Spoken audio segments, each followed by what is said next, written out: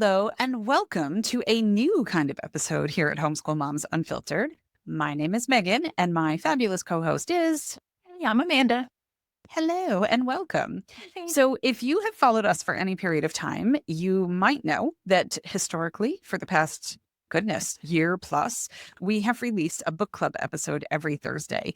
And it's always been Amanda and me reading the book. And then we show up here and we shoot the shit about the book. And you can read along with us, but you don't have to. And it's kind of like a Sparks Notes homeschool parents edition of parenting books, homeschooling books, educational philosophy, all of the above.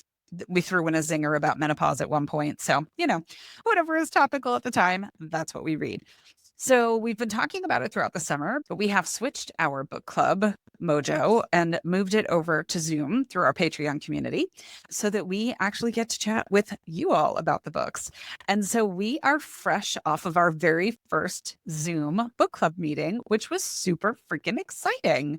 We are reading Brave New Words: How AI Will Revolutionize Education and Why That's a Good Thing by Salman Khan, the Khan Academy guy. And we're not telling you that it's a good thing or that you should absolutely jump onto the AI bandwagon, but we're having fun exploring what he thinks about it. So yeah, fresh off our meeting. What do you think of tonight's meeting, Amanda? Did you have fun? Well, yeah, I mean, it's always nice, right, when you get more perspectives. So, yeah, anyone who has listened to us at all knows that I personally am pretty skeptical of AI. I don't know if it's fair to say I'm anti-AI because I realize that we use it in lots of different ways that we don't even realize. And most of those ways make life a lot easier. I'm a real big fan of Google search.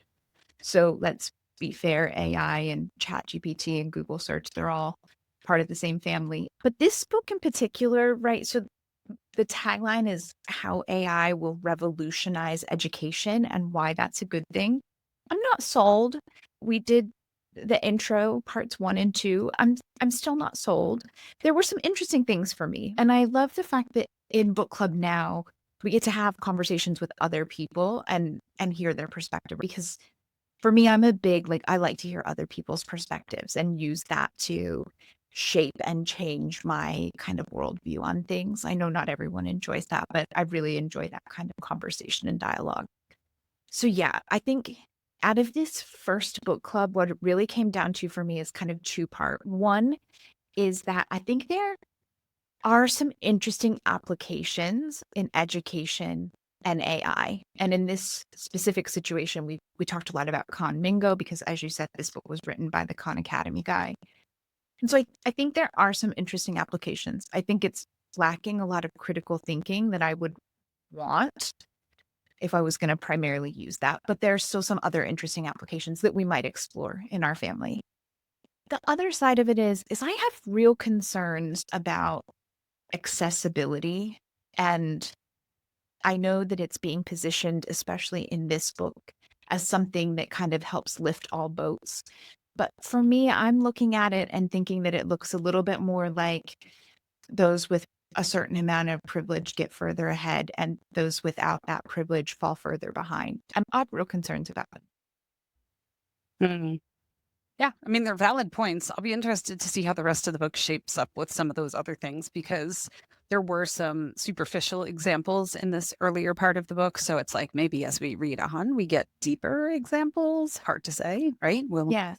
Yeah, We'll that's it. find I out. I don't know. Yeah, I don't know exactly what I tried looking at the headings to get an idea. I was trying to look and see if he addresses any of the environmental concerns or impacts or things like that. And from the headings, it didn't look like he did, but that does not mean that they're not there in something else because the headings are a little abstract. So, how about you? What did you get? What were kind of your top points from book club? Yeah. Well, I mean, I do have some, but it's interesting that you say if he doesn't address the environmental impacts because he talks about how intermeshed Khan Academy is with AI. So it's kind of that classic case of who wrote the thing, what's their bias, what's their agenda, because obviously, yeah, he doesn't have a reason to go out there and be like, this is not great for the environment. So that part might be missing from the book. That might be something you have to source outside of the book. But yeah, I think for me, I think some of the bigger takeaways were I like the fact that he just explained how AI works and how it communicates messages and how it search and how it differs from Google and other internet functions, because I am not a technical human being. And so for me, it was kind of like I've used AI, but I don't have a clue how it works aside from using oodles of water to cool down data centers. That's my understanding of how AI works up until this point. And I thought he used some really great analogies and stuff. I mean, he talks about the fact that he started Khan Academy as a free tutoring service among his relatives and that he was doing the tutoring. And so I was like, I can see that you are an educator because you have just taught me, who knows nothing about technology in that regard, how this works in a way that was easy to understand without being patronizing. He walked a really, I thought, great line between those things. So I liked that. That was one of my big takeaways this week. And then one of my others is I just really keep trying to reframe my thoughts around AI, around other historical pushes and groundbreaking innovations that had people's panties all in a twist over this, that, or the other thing. And kind of reading the book through that lens of like, is this different? Or is this a thing where 50 years from now, people are going to be like, can you believe people were upset about ChatGPT the same way they were upset about the internet or having a computer in their house or whatever the case might be, right? And I'm not sure if it'll be the same or not, because maybe some of these other enhancements, I mean, some of the ones that he brought up were the calculator, the personal computer, the internet, but are these all incremental leaps? The calculator was like a baby step of technology taking over some of the thought process for humans. And then the computer was a slightly bigger step, and the internet was an even bigger step. And then something like ChatGPT is like jumping over the Grand Canyon size step. So maybe each of these things are similar in that they transform society and the way we educate ourselves and the way we recall information and the way we lean into learning new things. But are they compounding exponentially at a rate that is impossible to compare between ChatGPT and a calculator, right? I mean, it seems that that would be pretty logical to assume. But anyway, we had some really good conversation kind of around those topics tonight. And so it'll definitely give me something to noodle as I'm lying in bed tonight and getting ready to go to sleep and be like, and another thing, right? Do you ever have those where you're like in the shower or you're like laying in bed, you're like, you know, God, you're kind of continuing the conversation in your own head. So I could see that happening tonight. For sure.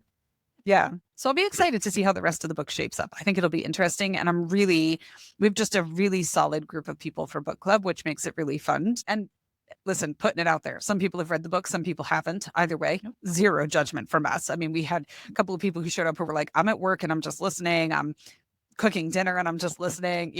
Come. You do not have to have read the book. If you're like, I cannot commit to one more thing, come join us. You can be a fly on the wall for the conversations. You can chime in where you feel comfortable. And then we have other people who show up with little tags on their books and highlights and notes in the margins. So it's kind of a take what serves you and bring what you'd like to the meetings and have some fun and learn something new. So we would love to welcome you. You can come to book club in a variety of different ways. We have an all access membership that gets you all sorts of live meetings and unit study and all sorts of Patreon perks. But you can literally just join and come to book club. So we meet every other Monday at 7 p.m. Eastern, 4 p.m. Pacific. Again, read, don't read, but just come. Build community, hang out with some other homeschool parents. Good times. Yeah, no, for sure. And then we'll try to do this thing after each book club, like just a little kind of recap. It'll either be our big takeaways, or if the group got really passionate about something, maybe it'll be what the group discussion specifically was about. But we won't be doing the big deep dive here anymore on Thursdays. So yeah, if you enjoyed that and you want to be a part of it, definitely look into that. It's on Patreon. If you're not quite ready to do it yet because you're like, oh, I don't know about this book, but I did really like it and I'm afraid I'm going to miss it. Just join Patreon. There's a free way to free member follow us. And we send out like a monthly newsletter and we put updates and stuff. So you'll be able to see when we picked a new book and we're ready and we're getting ready to start. And if you want to dive in or whatever, it'll be easy enough as long as you're following in the free option there. Yeah, we would love to welcome you. Yeah. Awesome sauce. Well, in the meantime, have an awesome rest of your day and happy homeschooling. Yeah. Have a great one.